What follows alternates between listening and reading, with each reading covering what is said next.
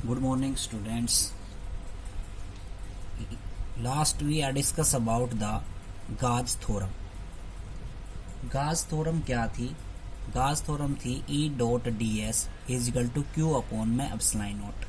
तो उसकी पहली जो स्टेटमेंट मैंने लिखवा रखी है पर सेकंड लास्ट में, the net electric flux is equal to 1 upon epsilon naught times the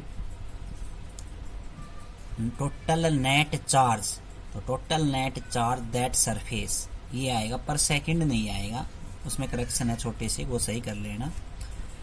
deduction of Coulomb's law from Gauss law. तो हमने जो गॉस थ्योरम कल पढ़ी थी, अब गॉस थ्योरम का यूज करके कूलॉम्स लॉ प्रूव करना है आपको आज। ठीक, तो डायग्राम अपना सेम रहेगा। Let us consider a sphere. On the sphere, let us consider a Gaussian surface. एक स्पीयर हमने मान लिया, इसके चारों ओर एक Gaussian सरफेस मानना। अब Gaussian सरफेस क्यों मानते हैं हम, ये बात हमने कल बताई थी आपको। Gaussian सरफेस मानने का मतलब इलेक्ट्रिक फील्ड की वैल्यू उस सरफेस के ऊपर सेम रहेगी, तो इसलिए हम Gaussian सरफेस मानते हैं। क्यू हमने चार्ज मान लिया सेंटर के ऊपर प्लस क्यू चार्ज, और इस क्यू चार्ज की वजह से हमने ये इलेक्ट्रिक फील्ड की डायरेक्शन कंसीडर कर ली है कोई भी।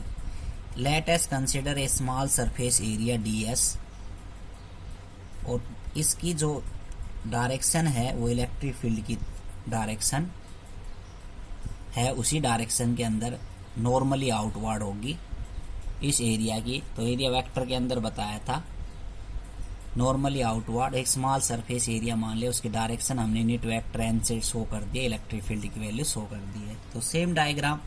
अब यहाँ पे ये पी पॉइंट है और जो आर डिस्टेंस पे है सेंटर से, ये आपका डायग्राम हो गया। अब सबसे पहले आपको गॉस थ्योरम के बारे में बताई थी दो statement. The line integral of an electric field passing through the surface area is equal to 1 upon epsilon naught times the total net charge on that surface। ये स्टेटमेंट थी।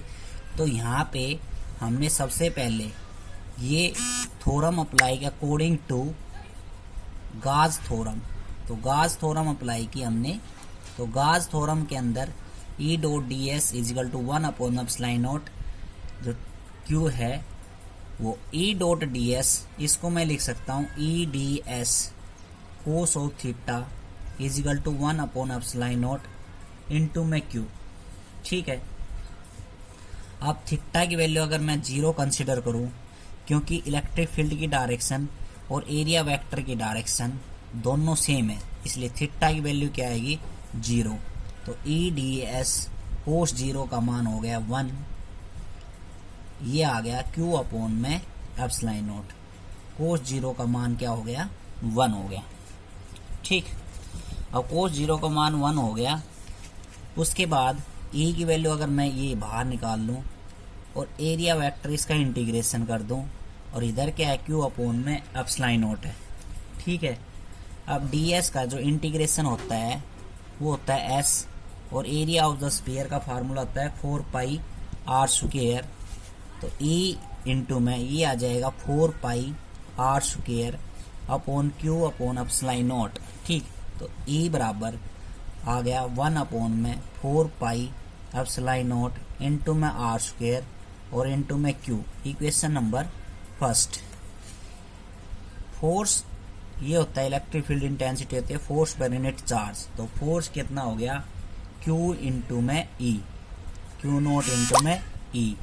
तो इक्वेशन 1 और 2 हम देखें तो फोर्स बराबर Q नॉट इंटू में E की वैल्यू इसमें रख दूँ मैं, तो 1 अपॉन में 4 पाई एप्सिलॉन नॉट इंटू में Q इंटू में R स्क्वायर।